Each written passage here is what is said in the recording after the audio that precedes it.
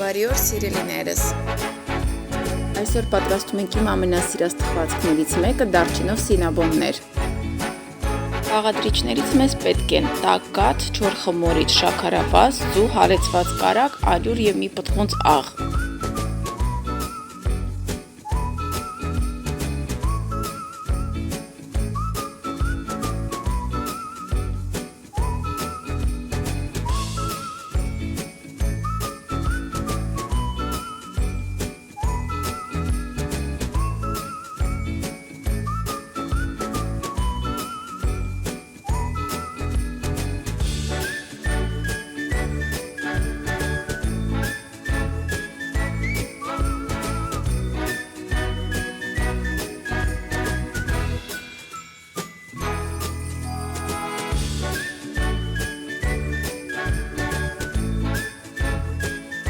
Այս ամենը խառնում ենք, հունցում ենք շատ փափուկ խմոր, ծածկում ենք և թողնում տաք տեղում, որպեսզի այն հասունանա, մոտավորապես 30-ից 40 րոպե։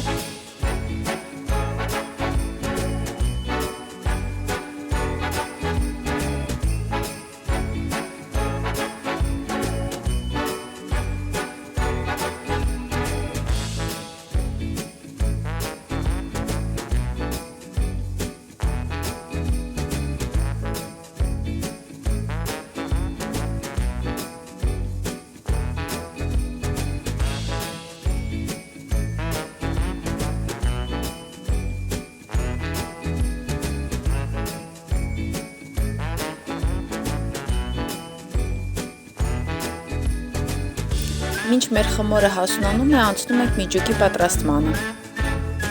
Անհրաժեշտ բաղադրիչներն են դարչինը, դեղին շաքարավազը և մի փոքր վանիլին։ Այս ամենը ուղղակի լավ խառնում ենք իրար և միջուկը պատրաստ է։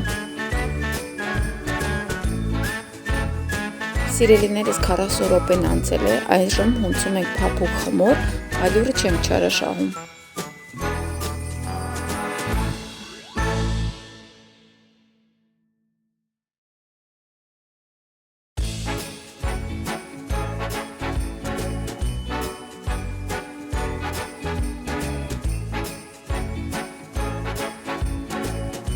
Կրտնակով բացում ենք մեկ շերտ, շերտի հաստությունը պետք է լինի 3-ից 5 մմ։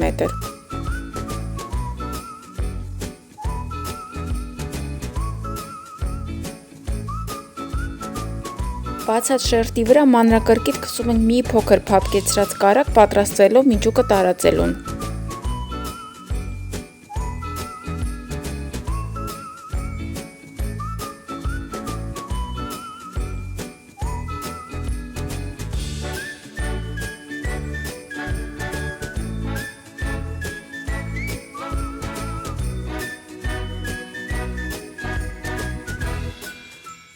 Միջուկով հագեցած խմորը այսպես փաթաթում ենք ռուլետի նման, կտրատում և ստանում ենք մոտավորապես 12-ից 15 սինաբոն։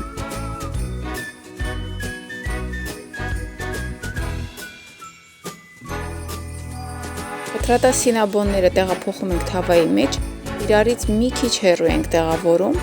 և թողնում ենք, որպեսզի հանգստանան 30-ից 40 րոպե։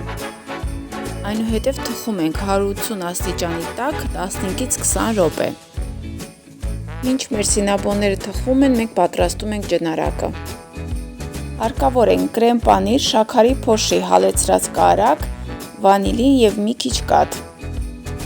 Այս բոլորը խառնում ենք, հարում ենք միքսերով և այն պատրաստ է։ Ջեռոցից հանելուց անմիջապես հետո թխվածքը պատում ենք ջնարակով։ Ահա և ամբողջ գործողությունը։ Հուսով եմ, որ ձեզ դուր եկավ և ինքներդ էլ մի օր կպատրաստեք։ Բաղադրատոմսը ամենայն մանրամասնությամբ կտեղադրվի տեսահոլովակի նկարագրությունում։ Բարեխորժակ և մինչ հանդիպում։